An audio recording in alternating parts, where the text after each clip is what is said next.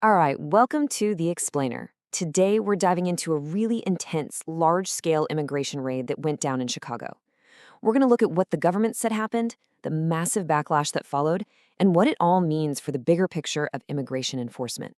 So, to really get a feel for what this was like, let's start with someone who was actually there. A neighbor, Daryl Ballard, put it pretty bluntly on September 30th, 2025. He said what he saw, well, quote, it was an invasion.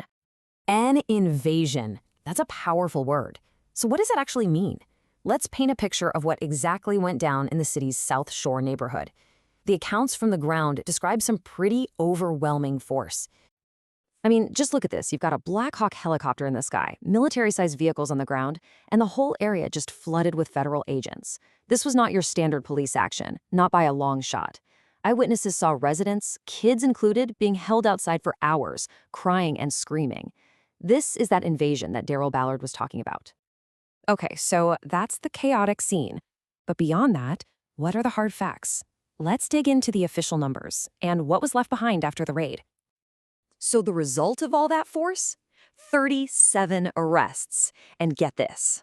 All 37 of those undocumented immigrants were taken from just one single 5-story apartment building. And who were these people? Well, according to the Department of Homeland Security, we know that a lot of them were from Venezuela, but it was a pretty diverse group. You also had folks from Mexico, Nigeria, and Colombia. It really gives you a snapshot of the community living inside that one building. And the building itself? Well, it was left in a really bad state. We're talking shattered windows, hallways just lined with debris, and apartment units that were apparently completely ransacked. A real mess. So this is the big question, right? Why this building? Why bring in this incredible level of force for one location? Well, the federal government had a very, very specific reason. And that reason boils down to this name, Tren de Aragua. The Department of Homeland Security, or DHS, they said this was not some random raid. It was an operation that was supposedly laser-focused on this specific and pretty notorious Venezuelan criminal gang. So here's the official line from DHS. They said their intelligence pointed to this building as a known spot for Tren de Aragua members. Now, out of the 37 people they arrested, they believe 2 are actual gang members. They also pointed out that a number of the others had existing criminal records for things like aggravated battery or drug possession. But as you can probably guess, that official story was not the end of it. Not even close. The pushback was immediate and it was fierce, and it painted a totally different picture of what happened that day. And this right here really gets to the heart of the conflict. You have DHS on one side saying, hey, this was a targeted hit on a dangerous criminal gang.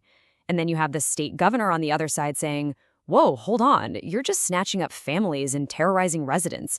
2 completely different realities.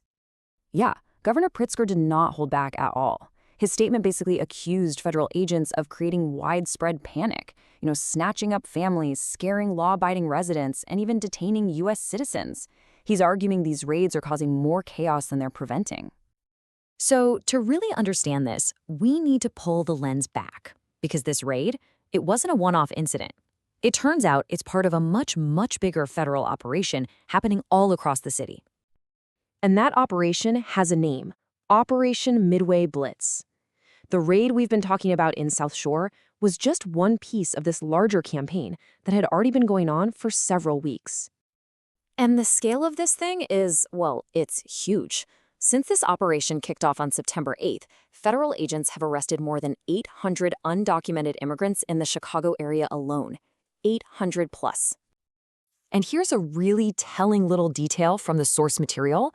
It's not actually clear if those 37 people from the South Shore raid are even counted in that huge 800 plus number. So the full scope of this operation, it's still a little fuzzy. So where does this all leave us? It really boils down to this fundamental tension, right? When law enforcement goes after a few specific criminal targets, what happens to the entire community that gets caught in the crossfire? The events in South Shore put that question in sharp focus, and there are absolutely no easy answers.